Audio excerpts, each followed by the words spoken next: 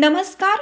Yes news महाराष्ट्रामध्ये आपल्या सर्वांचे स्वागत. पावसाळ्यात वायफर विना धावणारे एसटी बसेस, प्रवाशांच्या सुरक्षेचा प्रश्न ऐरणीवर. गळक्या, तुटक्या व नादुरुस्त बसेस नंतर आता वायफर नसलेल्या बस रस्त्यावर. परिवहन विभागाच्या कारभारावर प्रश्नचिन्ह. महाराष्ट्र राज्य मार्ग परिवहन महामंडळाच्या एसटी बसेसच्या दुरावस्थेचा प्रश्न पुन्हा एकदा चर्चेत आला आहे. यापूर्वी बसचे छप्पर उडाल्याचा व्हिडिओ सोशल मीडियावर व्हायरल झाल्यानंतर महामंडळावर मोठ्या प्रमाणात टीका झाली होती. मात्र त्यानंतरही परिस्थितीत अपेक्षित सुधारणा झालेली दिसून येत नाही. खिडक्या तुटलेल्या, गळक्या, नादुरुस्त तसेच विविध तांत्रिक त्रुटी असलेल्या बसेस अद्यापही रस्त्यावर धावत असल्याचं चित्र आहे. सध्या पावसाळ्याच्या पार्श्वभूमीवर आणखीन एक गंभीर बाब समोर येत आहे. काही ठिकाणी वायफर नसलेल्या किंवा निकामी वायफर असलेल्या बसेस प्रवाशांची वाहतूक करत असल्याची चर्चा आहे.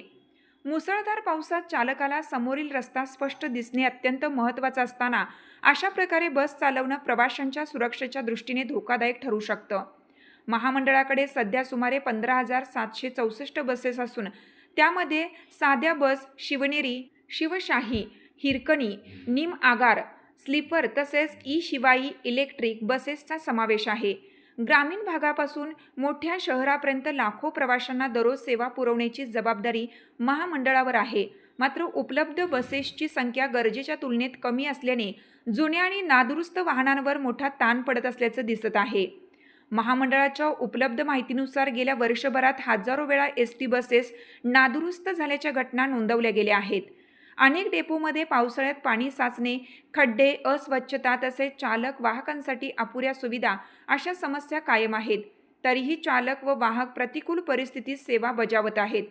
काही ठिकाणी चालकांना स्वतः तात्पुरत्या उपाययोजना करून वाहन सुरू ठेवावं लागत असल्याची उदाहरणेही समोर आली आहेत.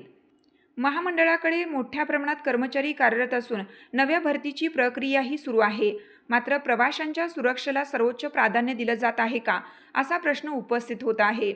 विशेषतः पावसाळ्यात वायफर, हेडलाईट आणि इतर आवश्यक सुरक्षा यंत्रणा कार्यरत असल्याची खात्री करूनच बसेस रस्त्यावर सोडल्या जाव्यात, अशी मागणी प्रवासी वर्गातून होत आहे. अपघातानंतर मदत जाहीर करण्यापेक्षा अपघात टाळण्यासाठी आवश्यक उपाययोजना करणं अधिक महत्त्वाचं आहे. त्यामुळे एसटी बसेसची नियमित तपासणी, दुरुस्ती आणि प्रवासी सुरक्षेबाबत कठोर अंमलबजावणी करण्याची गरज व्यक्त होत आहे. यस न्यूज महाराष्ट्रासाठी संजय कांबळे, सहसंपादक.